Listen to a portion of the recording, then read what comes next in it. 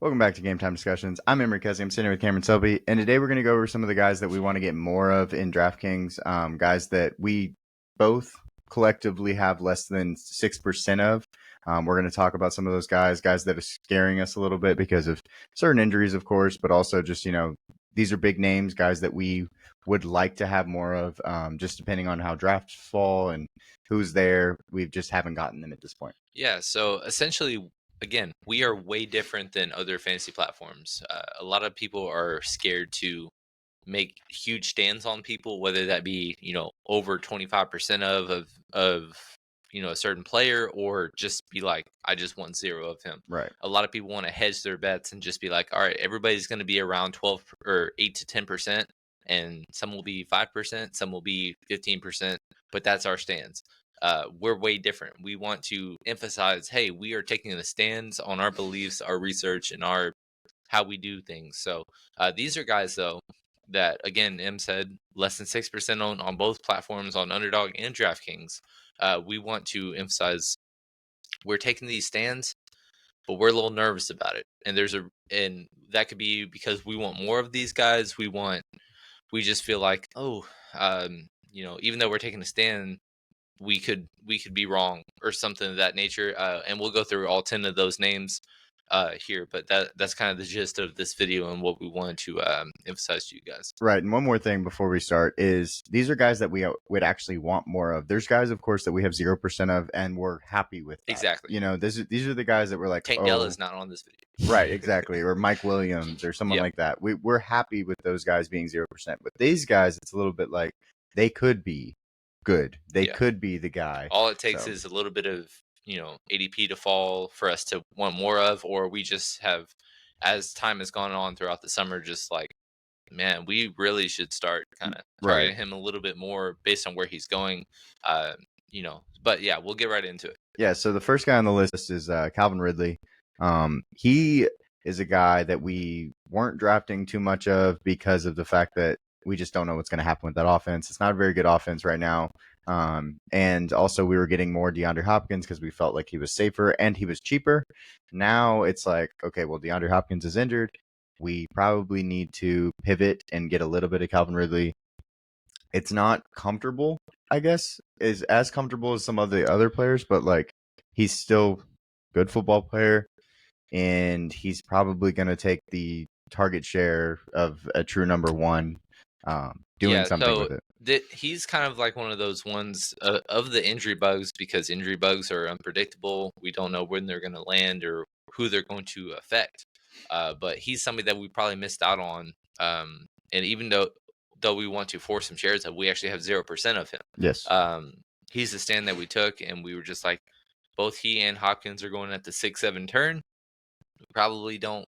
We'd rather just have the safer option, because last year, Calvin Ridley, a lot of times he was being outscored by Christian Kirk until he truly went down. Very inconsistent. So DeAndre Hopkins felt safer. And so now it's just like, well, DeAndre Hopkins at minimum is going to be gone for the first 2 weeks, and we don't know how that will affect his, season outlook. Calvin Ridley has vaulted into the 5-6 turn. His ADP right now is 63, which is, right there. But what's weird is, his ADP isn't significantly rising like we thought it would after the injury. It's just kind of stayed the same. It actually went down a spot based on our most recent, research and putting together this slide for you guys. It's strange, but it's one of those guys that if DeAndre Hopkins wasn't there, we would have way more of. Right. And knowing that he won't be there for the first couple of weeks, and who knows how long that'll affect, it's really kind of a, it's a Calvin Ridley show, at least in the wide receiver department. We were way off Treylon Burks a long time ago. And, I don't think that the DeAndre Hopkins injury will affect him in any way. Tyler Boyd is more the person that we also have kind of gotten some stabs of late in the drafts, because he was going in the 200s, and we were just like, he's a wide receiver 3 that's been a top 50 receiver for, so many years as a wide receiver 3. But Calvin Ridley, like I said, he's a true one, especially if DeAndre Hopkins is either out or no longer with the team. Who knows? But that's somebody that we took a stand on, and we're just kind of, it feels a little nerve wracking knowing that we have 0% of. Right, exactly. I mean, at wide receiver 34, of course, he's not playing with Trevor Lawrence, but I mean, he was wide receiver 18 last year. So there's possibilities there. I don't know that he'll get the 8 touchdowns, though. That seems pretty high.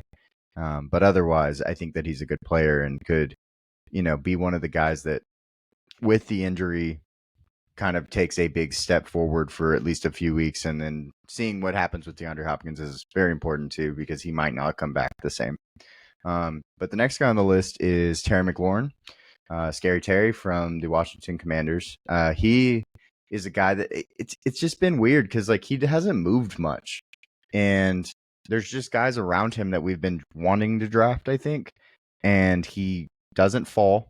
It's just a hard guy to get to sometimes, but we have on here like 0% of him basically, or 4% of him, and he makes me a little nervous because I think that he is going to be the number one. Of course, it's a Cliff Kingsbury offense with a running quarterback, so I'm not sure what that means, but he is the number one in an offense in general, and he's kind of surrounded by guys that aren't necessarily that. So. Right. His is probably more so the fact that we're talking ceiling when we're trying to win $1 million, and he just hasn't had really a ceiling. He's been a floor guy every year.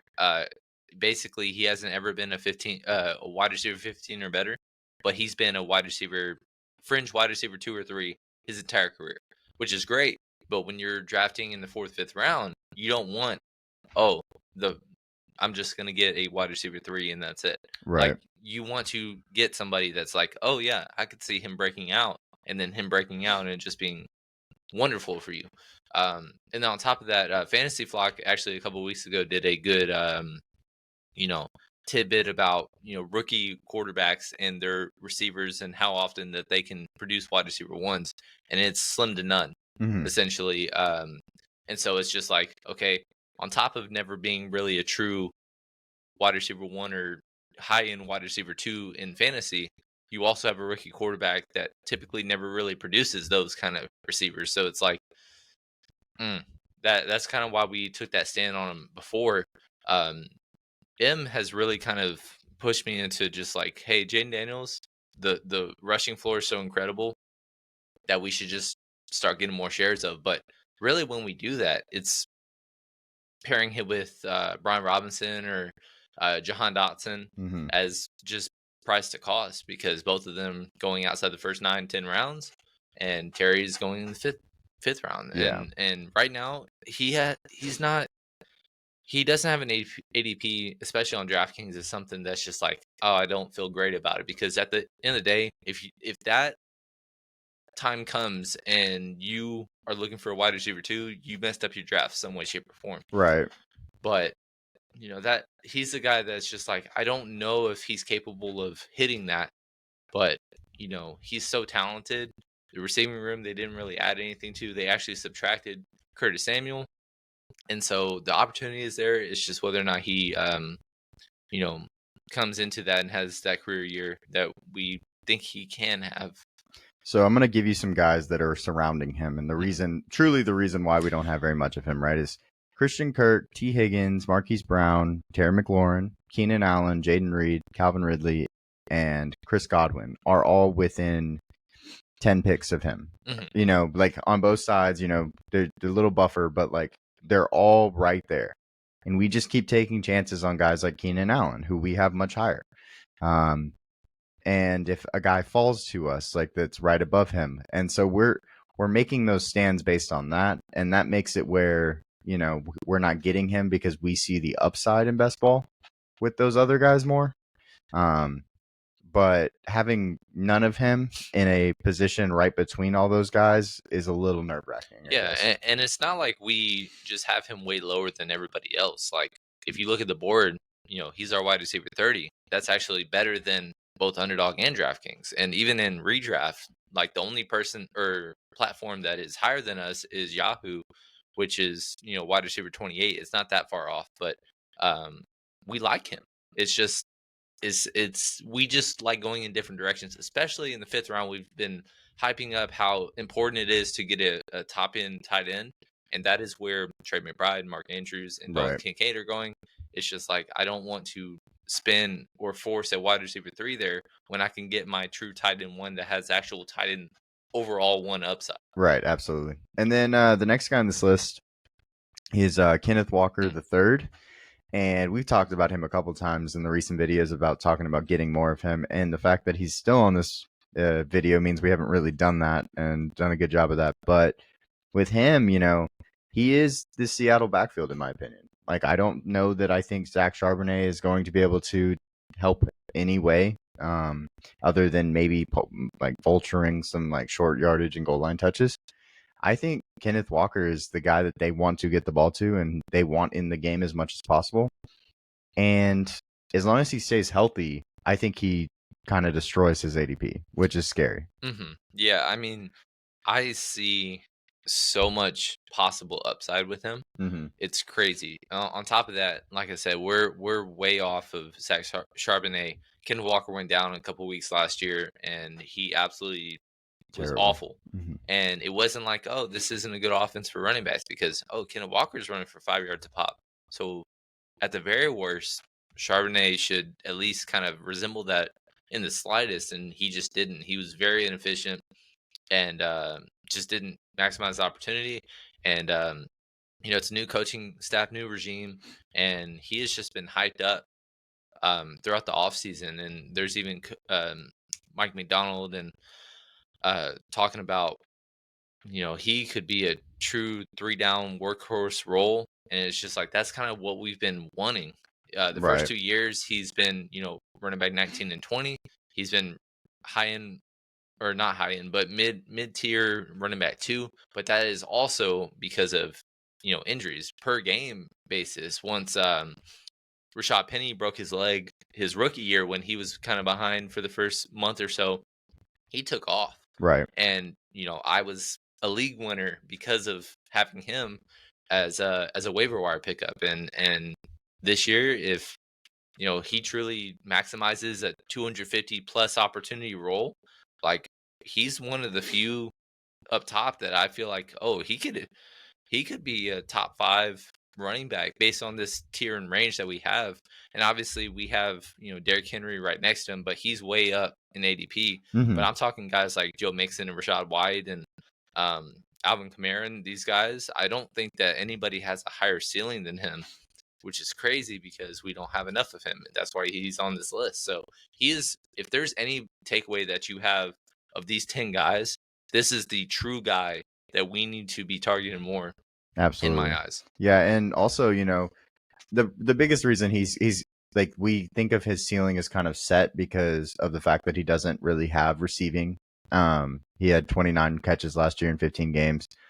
That's not necessarily something that you are gonna get excited about, but with the new regime, we could see an uptick in that. That's one thing. I saw that they didn't necessarily throw the ball to their running backs last season, but at the same time, they had 3 legitimate receiving options that all went pro at Washington at the Huskies, because that's where the new OC is coming from. But with that being said, you just kind of have to take this guy with a grain of salt because he is going to get the touches and running back's all about volume. And he's going to have all the volume in the world. So, right. So, and then the next guy on the list, let me jump over. I'm sorry. Is Rachaad White. We just kind of talked about him. We currently have, the Kenneth Walker and Rachaad White. They're both in the same range, and they're about the same in our rankings. But what Cam talked about earlier is, we have tight ends in the same range where we're drafting. And so we haven't been able to get these guys because we're getting so many tight ends in the 5th round. And so Rachaad White, 4th and 5th round, Rachaad White and Kenneth Walker take that a little bit. Rachaad White is the volume king also. And he has the receiving upside. And he might not be that great at football. We haven't figured that out yet. But at the same time, he was RB4 last year. Sometimes we kind of if there is negatives we have from a fantasy perspective is getting in our own way of guys that just aren't good at football but just have the opportunity. Hmm. James Conner is a prime example of just he's consistently a top 20 running back and we hate his guts because he's just so average at football. But it's Yes. just like, oh well, again another year where they didn't invest in him, and then this year James Conner's not on this list. We're taking a stand on him because we like Trey Benson and we think that Finally. they finally invested in the position, and so eventually he will, have a diminished workload. But with Rachaad White, the only person they added was Bucky Irving, and he is exactly what Rachaad White is. He's a thin, running back that is just a scat back. And Rachaad White, if he can do it better, then it's not like Bucky Irving's going to steal rushing touchdowns from him on the goal line. They don't have a, rushing upside quarterback, and especially in PPR kind of leagues or formats, he's a guy that just is so safe. Last year, I think it was like what was it, 6, 7, 8 games to end the season straight, where Yes. he had at least 17 points. Yeah, it was It was crazy. it was insane, and we haven't got enough of him. And again, a lot of that is because of where he's going and where we'd rather target other positions. But that he's a guy that we need to mention just because and it's not like we've 0% taken a stand on him. It's just we haven't gotten to him enough purely because of just finding needs at other spots. Right. So I have Bucky Irving stats up, and they look almost identical to what Rachaad White has on the board. Was not a fan of Bucky Irving coming out of the draft. I thought that he lacked explosion, and he kind of is if I could have compared him to somebody when he got to the league, it would have been kind of like what Rachaad White is. Mhm. I don't normally think it's a good idea to draft people that don't complement and make your team better in a way where like you can bring them in and they're a different style, change of pace type of style. They didn't do that. So Rachaad White will get the volume until something happens, but he's going to be the main guy there, and that's that. But a problem is just he's been extremely inefficient Yes. with his volume. And so if and when they do invest in the position, he is absolutely a true fade, done for. But it's just not this year, most likely. He'll continue his 3.7 yards carry, but if he gets 70 targets again, Yep. There's opportunity for him to miss out, or for us to miss out on him for sure. And then the next guy on the list is Isiah Pacheco. Isiah Pacheco is actually one that we thought we'd probably have more at this point. He's just a guy that kind of sat in a weird range for a while. He was sitting at like 45, that range where it's like, okay, you have to have the perfect draft pick, of course, but also at that point, you're in a certain type of build. If you're in a, say, in a 0 RB build, you're probably not taking an RB in the 4th round, 3rd round. And if you're in a hero RB build, you already have your RB. So you're like, okay, I don't need him. But so he's kind of eluded us in that way, just based on build. But we think that he is also going to be a volume king. I don't know how good he is either, because like truly, yes, he runs so hard. It looks so cool. Like he looks like he's freaking pumping. But at the same time, he was a late round pick. They don't use him that much in the passing game. I know it says 44 receptions, but they normally have a pass catching back. So just a little. He's tough for me. Like I look at him and I'm like, okay, we have him ranked 11th, but I'm like, I'm not sure that he deserves to go and redraft in the top 2 rounds. That's exactly what I was going to say. If his ADP across the board was a 2nd round pick, which on ESPN he is 17th overall, Yahoo's 23rd overall, we would have a 0% stand and feel great about it. Yeah. But because for the longest while he was going late 4th round, we probably didn't touch him enough that we should have. And now he's kind of risen to the point where it's like you have to force him in. I just think personally, again, Patrick Mahomes is our QB2. We think he's due for a huge bounce back season. I don't think a better Patrick Mahomes year benefits Isiah Pacheco. No, I agree. think it actually is a detriment to him. Mm-hmm. A lot of it is just because he was a very safe RB2. Obviously RB15 last year, 15 points a game, but it's also because a lot of the top end running backs underwhelmed. I think there's a huge bounce back in terms of the workhorse kind of running backs. He's in the awkward range of just the RB9 through 15. Like all of them are kind of the same spot. Whoever you can get the best value of, and now he's kind of creeping towards like being the top in terms of ADP. We probably missed out when he was kind of at a discount, and it's just kind of something that if Patrick Mahomes indeed doesn't kind of have a rebound, 5,000-yard, 40 touchdown season, he is the reason, and it's because he had a big year. Right. And again, we wouldn't reap the benefits of it because we didn't really take enough of him when we should have. Yeah, and he was, he's basically, as the season's gone on, Travis Etienne was where he is, and we're really high on him, and we have a lot of him. Yep. And it's like now trying to force Pacheco in the same exact spot we're getting Travis Etienne does not feel as comfortable because we are higher on Travis Etienne. So, yeah, I guess, Isiah Pacheco, he's going to get the touches. That's not the problem. It's more so the fact that we're betting on the passing offense over the rushing offense when it comes to Kansas City. Right. And then the next guy on the list, we have DJ Moore. DJ Moore is, last year, DJ Moore was wide receiver 6. He had some massive games. I had him on my team in fantasy, so that was cool. He had a 49-point game on Thursday night. And I remember, kind of thinking like DJ Moore is just all boom or bust. Every week I was like, okay, which DJ Moore am I going to get? And that's kind of why he scares me, I guess, at like picking, but it's best ball. So you kind of want some of those guys that they don't hurt you as much. We're just happen to be the fact that Keenan Allen is on ours. Let me see. Keenan Allen is my most owned receiver. He's among the top 5. So, he's probably the most owned for me as well in terms of the first 10 rounds. Right. So him being my most owned receiver kind of makes it automatic that DJ Moore is getting less ownership. And because we're higher on the fact that we think that Keenan Allen and DJ Moore are much closer in rankings. And right now you have DJ Moore at wide receiver 22, while Keenan Allen is wide receiver, let's see, on here. What's this for DraftKings, right? Yeah. Sorry. I wanted to find it. Go ahead, Cam. I'll let you go. Yeah, so with him, we just thought that with Keenan Allen, the target hog that he is, they should be much closer. And because we were getting such a discount of Keenan Allen as a wide receiver 3 or even 4, depending on the build that you use, going consistently in the late 5th, early 6th, like we just preferred to target him than DJ Moore in the middle of the 3rd round. And we like Caleb Williams a lot. We hate DeAndre Swift mutually, and we're all in on this passing offense, but we just we've really only taken one receiver in that offense, and it's probably kind of a little too much of a stand. We could probably split it, like double the field on Keenan Allen, and then even with DJ Moore, right? And we really just haven't had much shares at all.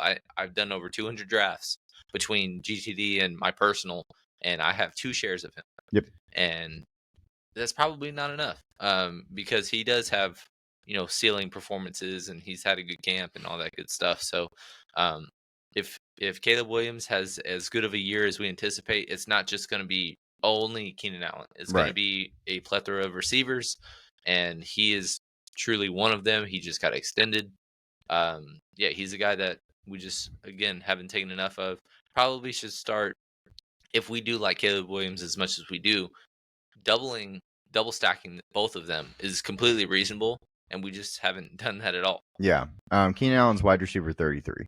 Yeah. On DraftKings. So that kind of tells you the difference, 11 spots, while we have them like within 5 of each other, and we actually have DJ Moore higher than the other 2 platforms. So we do like DJ Moore. It's not that we just haven't gotten him because of the fact that, first off, the price, which is like, he would be a wide receiver 3 in your builds. He's also likely just in a tough range of receivers. Yeah. That, like, Cooper Kupp, obviously, now that Puka Nacua is injured, which it's not long term, so people that are pushing him into the 2nd round, like, cool down a little bit. But him, Zay Flowers, Jalen Waddle, Michael Pittman, like, I don't feel comfortable. Stephon Diggs. Even Stephon, yeah, like, right we've taken a stand on Stephon Diggs, but I don't feel completely just confident and comfortable, just like he is instantly going to, exceed his ADP. Mm-hmm. DJ Moore is probably better from a talent perspective than all of those guys. But again, from a fantasy perspective, we just haven't gotten enough of, and that's why he is on this list. Yep. And then the next guy on the list is a quarterback. It's Jalen Hurts, and the reason he's on here is because he's in our tier one. Mhm. Him, Josh Allen, and Patrick Mahomes. He just happens to be the third guy on the tier, and we actually have him 31st versus the other platforms. But we haven't been taking us. If we're going early quarterback, it's either we're going Josh Allen and we're finding a later stack, or we're going Patrick Mahomes and we're finding a later stack. And we haven't gone the AJ Brown route very much. We haven't gone Devontae Smith and Jalen Hurts. It's so hard to get them together. So right now it's like I don't know how to get him with a stack that I'm comfortable with because I don't like anybody back behind them. Right. You know? So he was kind of a casualty based on the other two quarterbacks that I mentioned in our tier one. Josh Allen is going way lower than he should be in terms of overall ADP, and he's pretty much everybody's QB1, but he was going in the second round last year, and now he's at the 3-4 turn, and we're just like, sign me up. We'll figure it out. But you got a quarterback with 15 rushing touchdowns. We'll figure it out, kind of thing. Patrick Mahomes, again, he's going lower, the lowest we've seen, other than his, not rookie year, but first true year as a starter, when he was going late. And so Jalen Hurts is right with them, and he's the one that's kind of hardest to stack with all of Buffalo's players. Dalton Kincaid is the earliest going, and he's going in the 5th round. Right. With Patrick Mahomes, obviously Kelsey's going in the 3rd or sometimes in the late 2nd. But other than that, his receivers are all going in the 5th round or later. Right. Well, with Philly, AJ Brown's a 1st rounder, Saquon's an early 2nd rounder.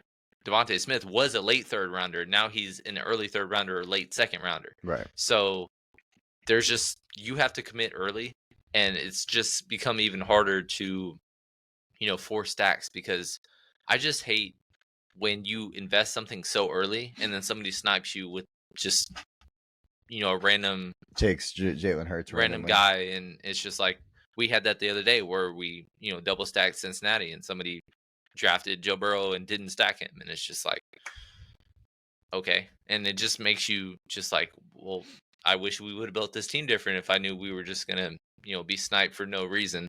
And so with Philly, it's just really hard to get to, especially knowing that, not all the time is he going to be stacked with one of those top options. Exactly. And then the next guy on the list is Justin Jefferson. So we're getting into the 1st round, and the reason Justin Jefferson's on here is because the 1st round's actually kind of difficult because it's tough to get extra shares of players in the 1st round because it's all based on draft position. Well, with Justin Jefferson, we've actually just been kind of fading him. We've been going Bijan over him if we get the 6th spot, and that's okay, but it's still Justin Jefferson. He's still possibly the best wide receiver in football. If not, I think Jamar Chase is, you can make cases for Tyreek Hill, Jamar Chase, and Justin Jefferson, in my opinion, to be the best receivers in football. And we're getting less than 6% on a guy that's possibly the best receiver in football. I know it's because of the fact that he has a quarterback. Out of all the guys in the top 6, his quarterback is by far the worst. Yep. That's the situation they're in. They have the lowest win total. They're going to score the least amount of points. And that's why Justin Jefferson stays down here. But it's still talent. He's so talented. It's a little nerve-wracking. Yeah, for sure. Again, he's going in the middle of the 1st round. Obviously, he was a 101 for everybody last year, and we took a stand to avoid him because we were just like, I don't know if I can trust him to return that value. He got hurt, but that wasn't why, or that was the only reason that he didn't return value. Right. I mean, he had 1,000 yards in 10 games. Like, he was incredible last year when he was healthy. But last year was obviously, and then his whole career has been with Kirk Cousins. Now it is Sam Darnold and a JJ McCarthy, which he probably won't play much of this year, if at all. So don't even touch him in best ball, because it's stupid. But from a fantasy perspective, he's probably going to look at his worst year since his rookie year. Right. And he's going in the 1st round right now. Amon-Ra St. Brown is a guy that we just feel is the safest option, and he's going right next to him. And then Jamar Chase, obviously, he's going above him, but he is our most exposed first round pick. And then when we go in the middle of the first round, well, Bijan and Breece are there, and we're just like, well, let's see how a running back first build can go. So we just haven't really gotten enough of him. Ironically, all the shares that I have of him are $20 drafts.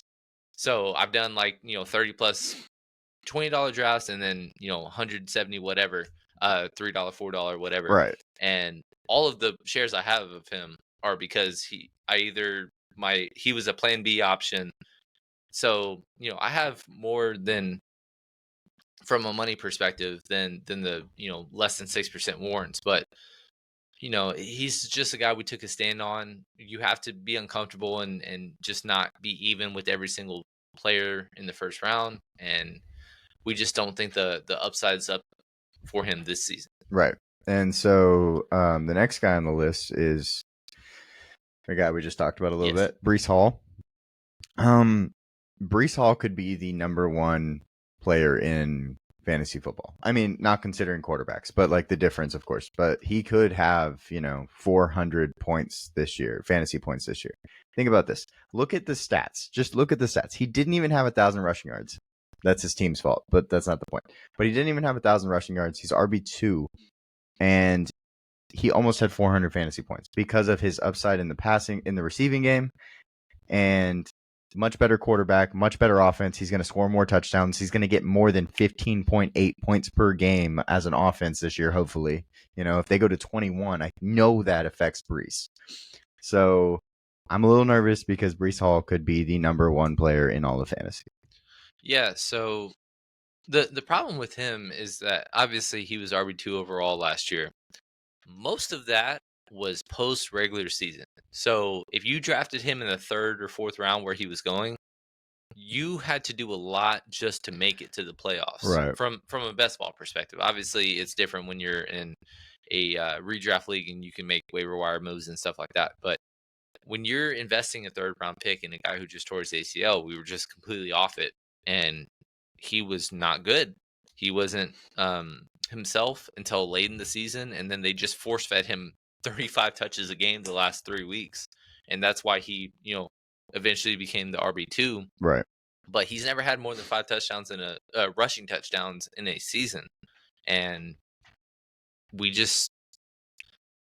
were taking the stand that Bijan is going to fulfill his potential and be that guy, and then New York Jets, just it's frustrating to see what it is. And again, they are, other than I guess now Gibbs is a consensus first rounder because of the Puka news, but they were the only team. They were the worst scoring offense last year, and they're the only team with 2 first round picks. Right. And we love Garrett Wilson too, to finally fulfill his potential and be a 160 plus target guy that Aaron Rodgers is accustomed to having. And Breece is just like, he's in the late middle of the first round, and typically we're either early or we're really late, and there's not a lot of opportunities where we are able to take him unless we have to reach on him or take him over guys that we actually prefer. So he's a casualty because of that. We acknowledge his ceiling, but it's a little nerve-wracking. It's a little nerve-wracking. So I apologize. I meant to say 290. I have a ring light in my way, but so yeah, Breece could, he was 100 points under Christian McCaffrey last year in fantasy points overall because Christian McCaffrey was so dominant. Christian McCaffrey has a little bit of an injury, but Breece Hall, if he does get the opportunities and the offense is better, the O-line is better somewhat. Actually, it's ranked really high by PFF, which I was really surprised. But so the O-line's better. The attention to him is going to go down a little bit for the fact that, Aaron Rodgers has never been one guy to just throw it to one person. I know that Garrett Wilson will get the bulk of the plays, and I know Devontae used to be that guy, but he still spreads the ball around really well. So I think Breece just has more opportunities in that way. So he will improve on his 290.5 fantasy points. It's just going to go up. So, well, yeah. And so those are our 10 guys that we need to get more of, or want to get a little bit more of, I guess. We don't need to, but, all of these guys, they all have a common theme, and it's the fact that either opportunity cost is they have, especially at the front, they have the opportunity to be the number one player at their position. And then towards the back end, it's like, well, injuries, the team gives you the opportunity in general, like a Marquise Brown. And there's a lot of guys in the middle that, the running back situations are volume. Mm-hmm. So yeah. So again, we're not a platform that's just going to be like, hey, take the best player available. We're going to get 8 to 10% of every single player. We're going to take stands. We're going to be different from everybody, and we are willing to be wrong because I feel like we are both confident enough to where our decisions that we make are more often than not going to be right than wrong. But these guys are or not unnecessary, but they're kind of casualties, whether it be a ADP perspective or somebody that we just haven't got enough of, right. and it's more uncomfortable than we feel it should be. We are 100% 0 shares of Derrick Henry, and we feel great about it based on where he's going because now he is a second round pick everywhere, and it's just ridiculous. Well, some of these guys, it's just like, well, we have them ranked higher, and we still haven't taken some. So, like, sometimes it's just kind of either getting in our own way or just not listening to our own rankings, which we've preached to you guys. Whether you listen or look at our rankings, that's besides the point, but just kind of follow your own gut and inclination. So if you have somebody ranked higher than others, you should probably have at least at the field or even more of. And so if you have somebody ranked higher and you have no shares of them or very little, what's the point of even ranking them that high? Right. Absolutely. And like Cam said, we've been wrong in the past, but don't always look. So when you're I learned this because when you're in an audience and you do things like a podcast, like people see the bad things, but there have been a lot of really good things that we've done in the past that go unnoticed, especially in best ball where we get over on certain guys, but sometimes those builds don't work out and things like that. We get the right guys at the end of the draft and then the front of the build doesn't work out or something like that, know. So we just trying to put it all together one time to win $1 million. Right. Yeah. I mean, the main reason that we didn't, have a huge turnout or payout the last couple of seasons is because of the quarterback situation. It's not because of the builds. It's just we do 2 quarterback builds, and if both quarterbacks get hurt. Yeah, 9 quarterbacks got hurt, starting quarterbacks. Yeah, it was a weird year, and then all the guys that got hurt were the guys we invested in. Yeah. It was rough. So, it didn't pan out for us last year.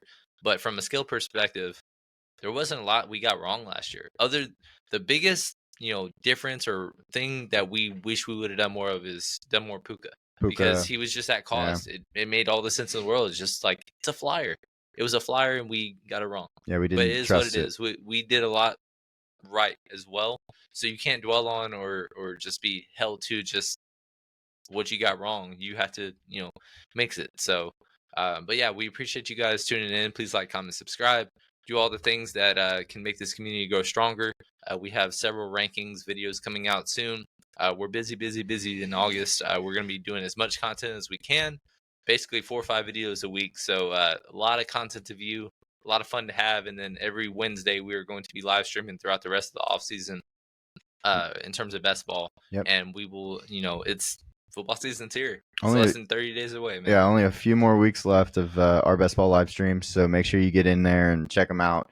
Like Cam said, like, comment, subscribe. We appreciate y'all's comments. Tell us who y'all haven't gotten enough of, because those are real things like that. That of course, ownership matters. And so when you construct all these things, you should be worried about ownership. And, Cam over there has so many lineups that he can like take his ownership and be like, look, this is why and this is how we construct it.